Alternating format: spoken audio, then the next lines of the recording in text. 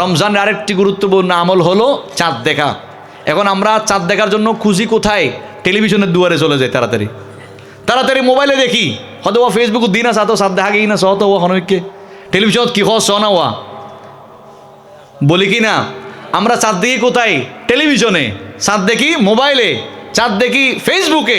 খবরদার, রসুল পাক সাল্লাল্লাহু আলাইহি ওয়াসাল্লাম এবং সাহাবায়ে কেরামের একটা সুন্নত হলো, নবী করিম সাল্লাল্লাহু আলাইহি ওয়াসাল্লাম ইরশাদ করেন, তোমরা চাঁদ দেখে রোজা রাখো, চাঁদ দেখে রোজা ছাড়ো। তোমরা চাঁদ দেখবে, চাঁদ দেখা এটা একটা ইবাদত। চাঁদ দেখবেন তো কোথায় গিয়ে দেখবেন? যেখানে খোলা আকাশ, বিলের সামনে গিয়ে দেখবেন, আপনার ঘরের ছাদের উপর উঠে দেখবেন, খোলা আকাশ, যেখান থেকে আকাশটা পরিচ্ছন্ন দেখা যায়। মাগরিবের নামাজ পড়ে মাত্র এই শাবানের 29 তারিখ যেদিন শেষ হবে সেদিন, অথবা 30 তারিখ যেদিন শেষ হবে, চাঁদ দেখবেন। চাঁদ দেখার সঙ্গে সঙ্গে একটা দোয়া আছে, আল্লাহুম্মা আহিল্লাহু আলাইনা বিল আমনি ওয়াল ঈমানি ওয়াস সালামাতি ওয়াল ইসলাম রব্বুনা ওয়া রাব্বুকা আল্লাহ।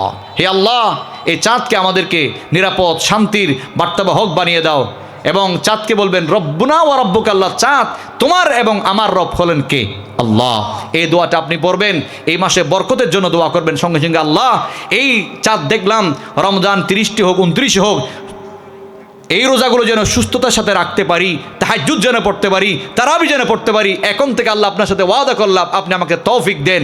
মনে মনে নিয়ত করবেন, আস-সা'য়ু মিন্না, রাসূল বলেন ওয়াল ইতমামু মিনাল্লাহ, চেষ্টা করবেন আপনি পরিপূর্ণতা দেওয়ার মালিককে।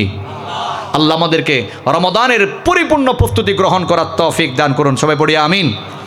এই রমাদানে রাসূল করিম সাল্লাল্লাহু আলাইহি সাল্লামের আরেকটি আমল হলো, আমাকে বিষয় দেওয়া হয়েছে রমজানে রোজাদারকে ইফতার করানো। যখন একেবারে রমাদানের প্রথম দিন আসার আগেই আল্লাহর নবীর সাহাবী রাসূল করিম সাল্লাল্লাহু আলাইহি ওয়াসাল্লামের সাহাবী হযরতে সালমান আল ফারসি রাদিয়াল্লাহু তাআলা আনহু, আপনাদের কষ্ট হচ্ছে? একটু দুরূদ শরীফ পড়েন। আল্লাহুম্মা সাল্লি আলা মাওলানা মুহাম্মদ ওয়া আলা আলি সাইয়্যিদিনা।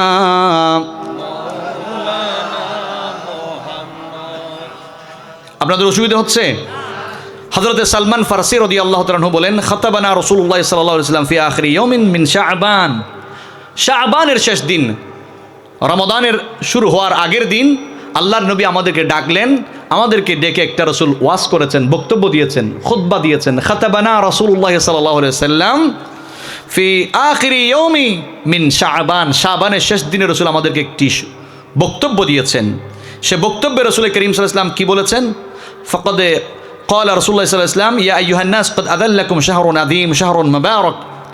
হে আমার সাহাবীরা, তোমাদের উপর একটি বরকতময় মাস ছায়া বিস্তার করেছে, আগমন করেছে একটি আল্লাহর পক্ষ থেকে রহমত মাগফিরাতের মাস। শাহরুন ফিহি লাইলাতুন খায়রুম মিন আলফি শাহর, এই মাসের মধ্যে এমন একটি রাত রয়েছে যে রাত হলো লাইলাতুল কদর, 1000 মাসের চাইতে উত্তম একটি মাস। সুবহানাল্লাহ, 1000 রাতের চাইতে উত্তম এরকম একটি রাত এই মাসের মধ্যে রয়েছে। জাআলাল্লাহু সিয়ামা ফরিদা, এই মাসেই আল্লাহ রব্বুল আলামিন রোজা রাখা তোমাদের জন্য ফরজ করে দিয়েছেন। ওয়া কিয়ামা লাইলিহি তাতাওয়া, এই মাসে তারাবির নামাজ পড়া আল্লাহ তাআলা তোমাদের উপরে সুন্নতে মুআক্কাদা বানিয়ে দিয়েছেন। রোজা রাখা কি বলেন না? রোজা রাখা কি ফরজ, তারাবির নামাজ পড়া সুন্নতে মুআক্কাদা। অবশ্যই পড়বেন, যদি অসুস্থ হয়ে না যান, সুস্থ থাকেন, বিশেষ কোন আপনার কাজ না থাকে, শগল না থাকে, আপনাকে তারাবির নামাজ পড়তেই হবে। জামাতের সাথে পড়বেন, হাফেজে কোরআনদের পিছনে পড়বেন। গেল আল্লাহর হাবিব সাল্লাল্লাহু আলাইহি সাল্লাম বলেন, মান তাকাররাবা ফিহি বিখাসলাতিন মিনাল খায়রি কানা কামান আদ্দা ফরিদা ফিমা সাওয়া। এই মাসের এমন বরকত যে আল্লাহর বান্দা, যে বান্দিনী এই মাসে একটি ফরজ ইবাদত করবে, এই মাসে যে আল্লাহর বান্দা একটি নফল ইবাদত করবে, আল্লাহ তাআলা অন্য মাসে অন্য সময় একটি ফরজ ইবাদতের সওয়াব আল্লাহ তাআলা আমলনামায় দিবে। সুবহানাল্লাহ। আমরা যারা চাকরি করি, ব্যবসা করি, যেই কাজ করি না কেন, খাদ্যে ভেজাল দিব না, ওজনে কম দিব না, কোনো ধরনের কারচুপি আমরা করব না। যতক্ষণ দাঁড়িয়ে থাকবো, বসে থাকবো, ব্যবসায়ী থাকবো, যেখানে থাকি বেশি বেশি তাসবিহ পড়ার চেষ্টা করবেন। আল্লাহর হাবিব সাল্লাল্লাহু আলাইহি সাল্লাম বলেন, হাব্বুল কালাম ইলাল্লাহি আরবা'a, চারটি কালাম, চারটি কথা আল্লাহর কাছে সবচেয়ে পছন্দের, সবচেয়ে প্রিয়। এক নাম্বার হলো সুবহানাল্লাহ। পড়েন সবাই আরো আওয়াজ দিয়ে, আরো বিশাল আওয়াজ দিয়ে। দ্বিতীয় নম্বর হলো আলহামদুলিল্লাহ। তৃতীয় নম্বর হলো আল্লাহু আকবার। চতুর্থ হলো লা ইলাহা ইল্লাল্লাহ। আল্লাহর হাবিব বলেন আফদালুয যিকরি লা ইলাহা ইল্লাল্লাহ। হযরতে মূসা কালিমুল্লাহ আল্লাহর দরবারে বলেন রব্বুল আলামিন আল্লিমনি দুআন, এমন একটি দোয়া আপনি আমাকে শিক্ষা দেন, এমন একটি দোয়া আমাকে শিখায়া দেন, এই দোয়া শুধু আমি পড়ব আর কেউ পড়বে না, সবচেয়ে শ্রেষ্ঠ দোয়া। আল্লাহ তাআলা শিখায়া দিলেন মূসা তুমি বলো লা ইলাহা ইল্লাল্লাহ। আল্লাহু আকবার। হযরতে মূসা আলাইহিস সালাম আল্লাহর দরবারে বলেন রব্বুল আলামিন আমি চাইলাম একটা এক্সক্লুসিভ দোয়া, বিশেষ দোয়া, যেটা আমি ছাড়া আর কেউ পড়বে না, সবচেয়ে উত্তম দোয়া।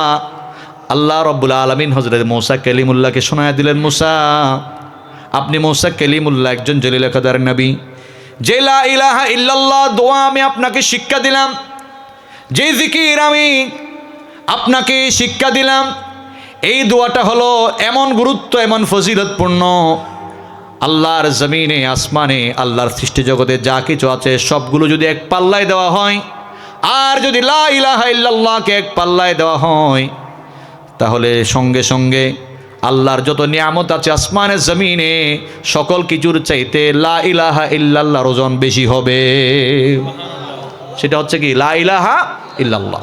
এই জন্য রাসূল করিম সাল্লাল্লাহু আলাইহি ওয়াসাল্লাম ইরশাদ করেছেন মান ক্বালা লা ইলাহা ইল্লাল্লাহ মান কানা ফি আখিরি কালামিহি লা ইলাহা ইল্লাল্লাহ, যে আল্লাহর বান্দা লা ইলাহা ইল্লাল্লাহ বলবে মওতের আগে দাখালাল জান্নাহ, আল্লাহ পাক তাকে লা ইলাহা ইল্লাল্লাহ মুহাম্মাদুর রাসূলুল্লাহ এই কালিমা পড়ে যদি কেউ মরতে পারে, জাহান্নামী বান্দা, গুনাগার বান্দা, আল্লাহ পাক তাকে জান্নাতের মেহমান বানিয়ে দিবে।